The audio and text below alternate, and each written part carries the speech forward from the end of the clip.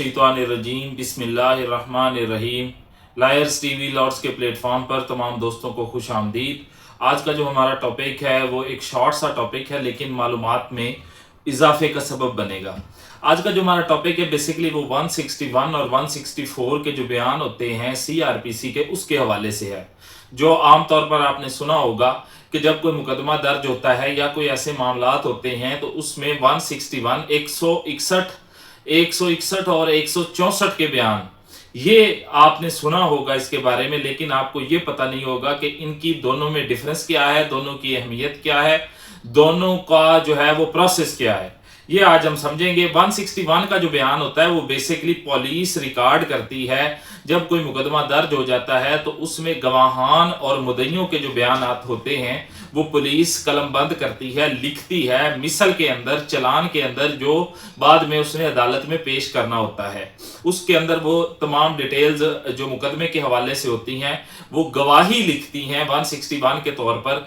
CRPC 161 का बयान जो होता है वो पुलिस लेती है और वो मुकदमे की मिसल पर लिखे जाते हैं और उसमें हलफ नहीं होता, उसमें हलफ के बगैर वो लिखे जाते हैं। बाज़ वो तफ्तीशी खुद ही लिखते हैं मोस्टली, और इसके साथ साथ वो बयान बड़े जो है वो अदालत में पेश होते हैं क्योंकि वो मिसल का हिस्सा होते हैं। जितने भी गवाहान होते हैं उनके बयानात जो हैं वो 161 के रिकॉर्ड होते हैं और जो है वो पुलिस के सामने होते हैं।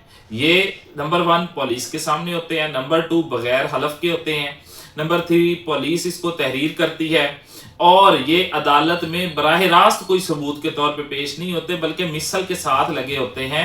और जब अदालत में एविडेंस होती है तो इससे मिलाकर इसके अंदर तजाद ढूंढा जाता है कि ये आपने पहले बयान दिया था, इसके बारे में आपका क्या ख्याल है। इस तरह मतलब ये बयान होता है जो बाद में सफ़ा मिसल के साथ अटैच होके तफ्तीशी जो है वो चलान की सूरत में अदालत में पेश करता है। अब समझते हैं 164 का बयान क्या है। 164 161 के बयान की अदालत में देखा जाए तो इतनी कोई डायरेक्टली अहमियत नहीं है, लेकिन 164 का जो बयान है उसकी अहमियत अदालत के अंदर बहुत ज़्यादा है, क्योंकि 164 का जो बयान है उसमें एक तो वो जो है वो बर हलफ होता है, दूसरे नंबर पर एक तो वो हलफ पर होता है। ये 161 का बगैर हलफ के होता है, 164 का जो है वो हलफ पर होता है।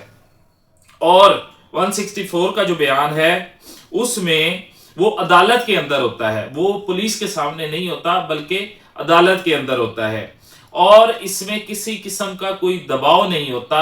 जबकि 161 का बयान जो है वो दबाव में भी हो सकता है और काफ़ी सारी उसमें मामलात हो सकते हैं, लेकिन ये जो है ये बगैर दबाव के होता है। अदालत इसको खुद अपने हाथ से मजिस्ट्रेट लिखता है और जैसा कि फॉर एग्जांपल एक जो लड़की होती है, फॉर एग्जांपल अगवा का मुकदमा होता है तो अदालत उसके बयान 164 के अदालत रिकॉर्ड करती है। उस वक़्त जब बयान रिकॉर्ड हो रहे होते हैं 164 के, उस वक़्त सिर्फ वो लड़की मौजूद होती है। उसको अदालत तहफ़्फ़ुज़ के तौर पे बिल्कुल फील करवाती है कि आपके ऊपर कोई दबाव नहीं है, जैसा आप चाहेंगे वैसा होगा, आपने बगैर दबाव के बयान देना है, हलफ उठाना है, उसके बाद बयान देना है। अगर 164 का बयान 161 का बयान पुलिस ने उसी मिसल में कुछ और लिखा है, 164 का बयान अदालत में लड़की कुछ और देती है, तो 164 के बयान की अहमियत होगी और जो बयान होता है 164 का उसकी बड़ी अहमियत होती है। अदालत उसको